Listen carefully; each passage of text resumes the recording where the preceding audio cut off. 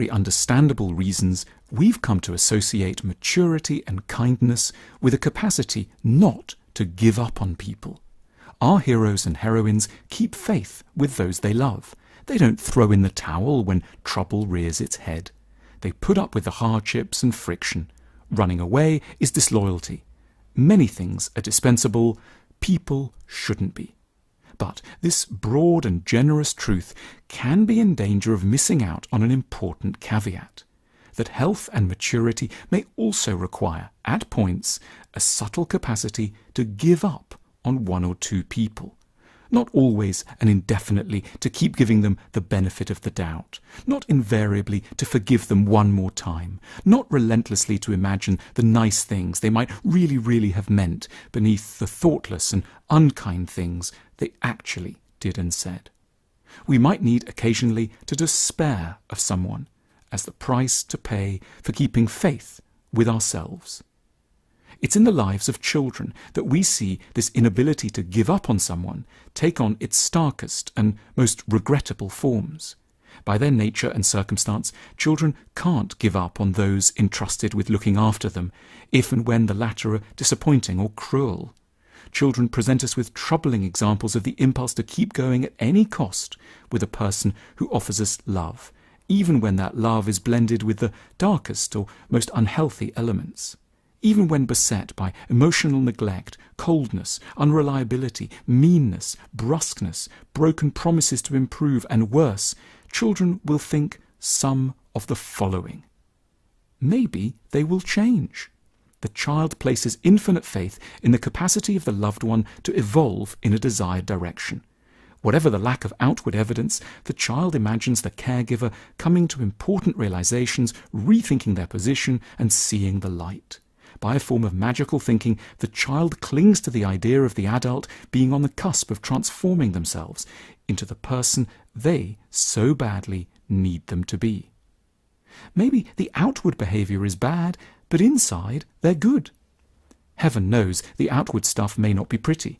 There might be shouting, stonewalling, outright beastliness, but the child holds on to the notion that where it counts, the adult is good. The fundamental truth about them must be sound. The centre of them is sweet, touching, warm and decent. The child may be the butt of the adult's most vicious moods, but they are, through it all, always also their most devoted and fervent defenders. Maybe the problem is that I am bad. The difficulties can't be disputed, but their origins are up for grabs, and here the child shows a tragically intense degree of imagination. Yes, there is badness around, but that must be because they, the child, are ultimately somehow to blame. If only they could be different, the adult wouldn't be so tricky. There is one thought that must be warded off above all others, that the adult might just be a mean and self-serving mediocrity. That is simply not possible. Better to be a monster or a wretch oneself than to have ended up in the hands of a parent unworthy of respect. No one and nothing else could be better. Children have no options. They can't run away, begin again, or say they've had enough. The world isn't broad. The best of childhoods is an open prison. Therefore, children don't even picture themselves in other circumstances. What is has to be. Those who have the most to complain about often don't even raise their voice. Frighteningly, each of these positions has its adult equivalent. In certain unfulfilling relationships, we may have as much of a skill as the most unfortunate child, probably the child we once were, at the art of justifying why we're here, why we're to blame, why they're innocent, and why we cannot move. It is we in particular, those remorselessly skilled at not giving up, who need to hear a curious-sounding lesson in being, sometimes, a little less loyal. We need to hear that, surprisingly, some people just don't change, that their characters have been bolted shut through trauma, and there's no chance that they will ever, whatever they may say, and however intensely they promise, display any evolution.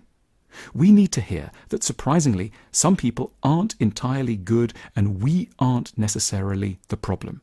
We need to learn to blame and get annoyed with someone other than ourselves. We need to do something very strange. Walk away. This is no sign of cowardice or weakness of character. It's a sign that we have, finally, learnt to love ourselves, and so place our needs where these should always have been, at the centre of our considerations.